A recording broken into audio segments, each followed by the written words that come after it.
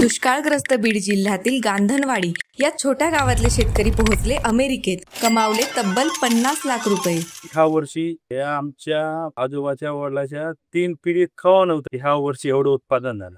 वर्षानुवर्ष हे सगळे एकटे शेती करत होते, कुणी कर्जात होतं तर कुणी तोट्यात। आदोर आम्ही एकमेकाला असं ओळखत बी नव्हतो।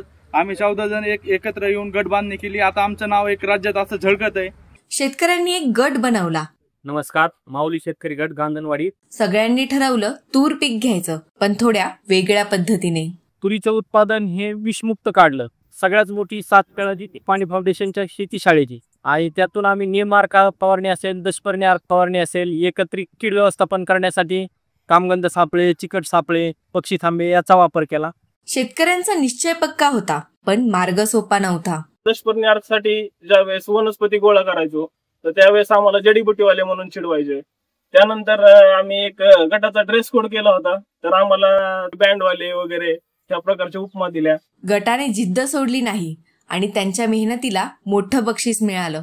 आघाडीचा जागतिक अन्न ब्रँड टू ब्रदर्स ऑर्गॅनिक फार्म्सने त्यांच्याशी करार केला। आम्हाला पाणी फाउंडेशनने टू ब्रदर्स कंपनी जोडून दिली। कंपनीने आम्हाला प्रति क्विंटल 1100 रुपयाचा भाव आम्हाला वाढून मिळाला। गटाने आणखी एक पीक जोडलं, खपली गहू, आणि तुरीसोबत तोही टू ब्रदर्सला विकला। हे रसायनमुक्त उत्पादन थेट अमेरिकेला निर्यात झालं आणि अशा पद्धतीनं या शेतकऱ्यांनी आपलं नाव अमेरिकेतही कमावलं। गट म्हणलं की हक्काचा माणूस आहे। एका ताकदीने एका तुटीने पूर्ण शेतकरी जाते, कोणाच्या सुखात दुःखात लग्नात कार्यात कोणत्या पण गोष्टीत। आज गटाने कमी उत्पन्न, कर्ज, बाजारातील अनिश्चितता असे अनेक प्रश्न सोडवलेत।